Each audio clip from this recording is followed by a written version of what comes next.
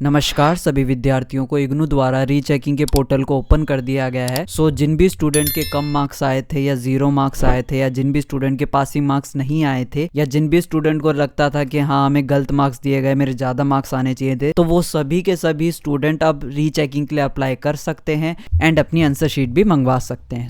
अपने main topic की तरफ चलते हैं। ओके, अब हम रीचेकिंग के लिए कैसे अप्लाई करें वो भी एक बारी देख लेते हैं। ओके, सबसे पहले क्या करना है, आपको स्क्रॉल डाउन करना है, नीचे जाना है। आपको पहले यहाँ पर आपको डिक्लेरेशन पे क्लिक करना है, उसके बाद यहाँ पर आई एग्री पे क्लिक करना है।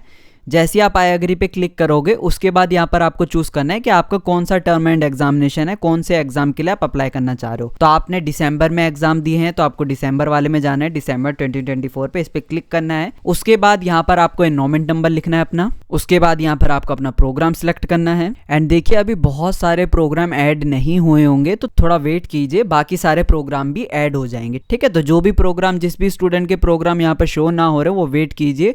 एंड यहाँ पर आपसे पूछा जाएगा अप्लाई फॉर के लिए, बट इस पर आपको कुछ क्लिक नहीं करना क्योंकि आपके पास एक ही ऑप्शन रहता है यहाँ पे और दूसरे ऑप्शन दिए नहीं जाते, तो इस पर क्लिक नहीं करना है आपको। फिर डायरेक्ट आपको लॉगिन पे क्लिक करना है। ओके, तो जैसे आप लॉगिन पे क्लिक करेंगे उसके बाद आपके सामने यहाँ पर आपकी जो पर्सनल डिटेल्स है वो आने लग जाएंगी। पहले आपको एनरोलमेंट नंबर बताया जाएगा ऊपर, फिर आपका नाम बताया जाएगा, फिर प्रोग्राम कोड और बाकी जो भी आपकी डिटेल्स है, फ़ोन नंबर, एड्रेस, सारी चीज़ें यहाँ पर आपको शो होने लग जाएगी। उसके बाद यहाँ पर आपको नीचे आप थोड़ा स्क्रॉल डाउन करोगे तो यहाँ पर आपसे एक सेंटर पर सिलेक्ट करने के लिए आपको बोला जा रहा है कि आपको अपना एग्ज़ाम सेंटर चूज़ करना है। तो देखिए एग्ज़ाम सेंटर ज़रूर चूज़ कीजिएगा, क्योंकि अगर आप एग्ज़ाम सेंटर चूज़ नहीं करते हैं तो इससे क्या होता है कि आपकी कॉपी ढूंढने में बहुत प्रॉब्लम होती है कि कौन से सेंटर पे गई है कॉपी आपकी, किस सेंटर से चेक हुई है कॉपी, वो सारी चीज़ें ढूंढने में बहुत टाइम जाता है। इसलिए आप सभी के सभी अपना सेंटर ज़रूर चूज़ कीजिएगा। ठीक है, तो जो भी सेंटर हो आपका आप पहले यहाँ पर सिलेक्ट करेंगे। उसके बाद यहाँ पर आपको अपना सेंटर ढूंढना है। बहुत सारे सेंटर अभी इसमें ऐड नहीं हुए होंगे, ठीक है, जो सेंटर अभी ऐड नहीं हुए हैं वो बाद की अपडेट में सेंटर ऐड कर दिए जाएंगे। तो सेंटर कोड जिस स्टूडेंट को ना पता हो वो अपनी हॉल टिकट पे देखिएगा।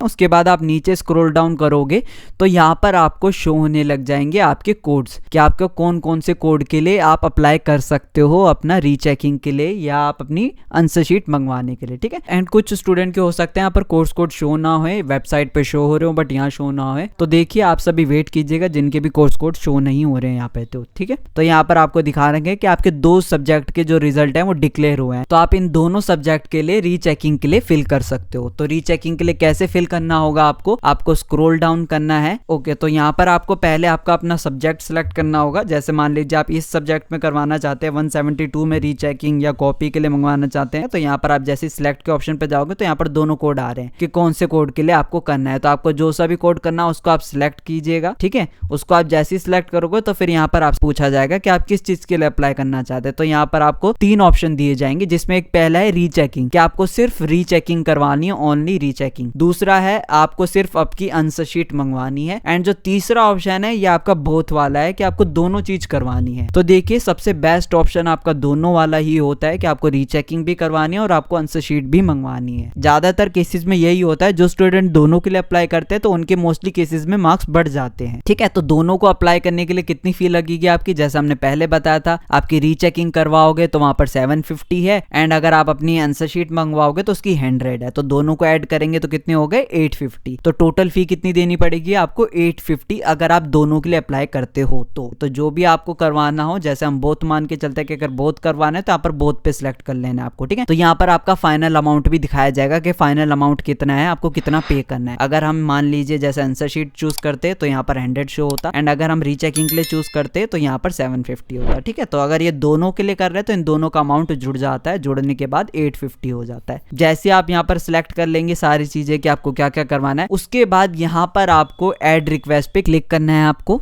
ठीक है, जैसे ही आपने ऐड रिक्वेस्ट पे क्लिक किया तो यहाँ पर आपका आ जाएगा लिखा हुआ कि आपने इस चीज़ के लिए अप्लाई किया, ये आपका कोड है, आपने इस चीज़ के लिए अप्लाई किया है, इसके लिए भी अप्लाई किया है और फाइनल अमाउंट आपका ये है। अगर आप रिक्वेस्ट डिलीट करना चाहते हो तो यहाँ आप डिलीट पे सिलेक्ट करके भी रिक्वेस्ट को डिलीट कर सकते हो। उसके बाद यहाँ पर आपको आपका ID कार्ड अपलोड करना होता है।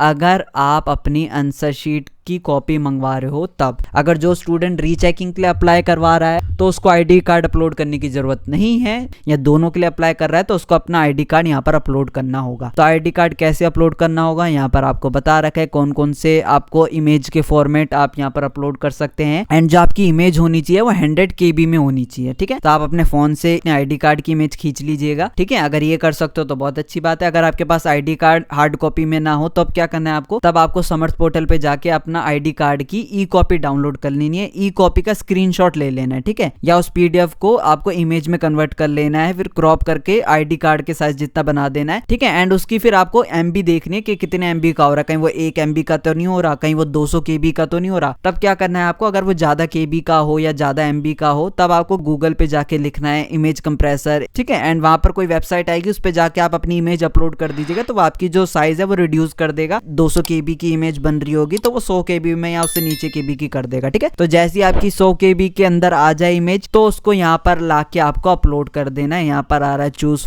फाइल पे जाके आपको सिलेक्ट करना है, ठीक है। तो आप जैसे ही अपना आईडी कार्ड यहाँ पर अपलोड करेंगे तो यहाँ पर आपको इमेज शो होने लग जाएगी आपकी आईडी कार्ड की। उसके बाद यहाँ पर आपको अपलोड पे सिलेक्ट कर देना है। सो आप जैसे ही अपलोड पे क्लिक करेंगे तो जो वेबसाइट है वो रीलोड हो जाएगी। रीलोड होकर आप जैसे स्क्रॉल डाउन करोगे तो यहाँ पर आपको लिखा हुआ आएगा कि इग्नू का जो आईडी कार्ड है वो आपका सक्सेसफुली अपलोड हो चुका है, ठीक है। तो यहाँ पर आपको इमेज भी शो होने लग जाएगी आपके जो आईडी कार्ड है उसकी, ठीक है। तो जैसे ही आप आईडी कार्ड अपलोड कर दोगे तो उसके बाद आप नीचे जाओगे तो यहाँ पर आपको आपका जो पेमेंट करनी है ऊपर जो आपको बताई गई थी, तो जो आपको ये 850 वाली पेमेंट करनी है उसके लिए क्या करना है, उसके लिए आपको यहाँ पर सेव पे क्लिक करना है। आप जैसी सेव पे क्लिक करोगे तो जो आपका डाटा है ये पूरा का पूरा सेव हो जाएगा, और ये जो ऊपर वाला कॉलम है ये नीचे सेम टू सेम यहाँ पर भी आने लग जाएगा, ठीक है। एंड वहाँ पर एक साइड में एक कॉलम में लिखा हुआ आएगा मेक पेमेंट करके। तो आप जैसे ही मेक पेमेंट पे क्लिक करोगे तो आपका पेमेंट वाला पोर्टल ओपन हो जाएगा जहाँ पर आपको ये 850 रुपीज़ सबमिट करने होंगे, ठीक है। तो आप जैसे यहाँ पर सेव पे क्लिक करोगे तब जाके वो आपका जो पेमेंट वाला ऑप्शन है वो अवेलेबल हो जाएगा यहाँ पे। तो उस पर क्लिक करते ही आपके सामने इंटरफेस आ जाएगा। जो भी आपके नेट बैंकिंग करना चाहते हो आप नेट बैंकिंग कर सकते हैं, या डेबिट कार्ड के थ्रू आप पेमेंट करना चाहते हैं तो डेबिट कार्ड, क्रेडिट कार्ड के थ्रू करना चाहते हैं तो क्रेडिट कार्ड, या आप किसी फोन पे, गूगल पे, इन सारी एप्लीकेशनों से या यूपीआई के थ्रू आप अपनी पेमेंट करना चाह रहे हैं तो वो सारे ऑप्शन वहां पर आ जाएंगे आपके। जैसे आप मेक पेमेंट पे क्लिक करोगे तो आप मेक पेमेंट पे क्लिक करके आपको ये जो 850 रुपीज़ है वो फिल करने होंगे। उसके बाद आपका जो फॉर्म है ये पूरा का पूरा फिल हो जाएगा। सो आई होप आपको सारी चीज़ें अच्छे से समझ में आ गई होगी कि कैसे आपको रीचेकिंग के लिए अप्लाई करना है, कौन कौन स्टूडेंट कर सकते हैं, कब तक कर सकते हैं। ये सारी चीज़ें आपको अगर अच्छे से समझ में आ गई है तो इस वीडियो को लाइक ज़रूर कीजिएगा। और अगर आपके दिमाग में अभी भी कोई डाउट हो, कोई सवाल हो, कुछ पूछना चाहते हो आप इग्नू से रिलेटेड चाहे रीचेकिंग से रिलेटेड, तो आप हमें कमेंट में लिख के पूछ सकते हैं। सो जितना हो सके इस वीडियो को शेयर कीजिए। जिन स्टूडेंट ने दिसंबर में एग्जाम दिए थे एंड वो रीचेकिंग के लिए अप्लाई करना चाहते हैं या उनके कम मार्क्स आए हैं तो उन तक ये वीडियो तो ज़रूर पहुंचाएं ताकि वो रीचेकिंग के लिए अप्लाई कर सकें एंड उनको पता चले कि वो कब तक अप्लाई कर सकते हैं, क्या फ़ी है, क्या क्राइटेरिया सारी चीज़ें का और क्या प्रोसेस है अप्लाई करने का। So thank you so much.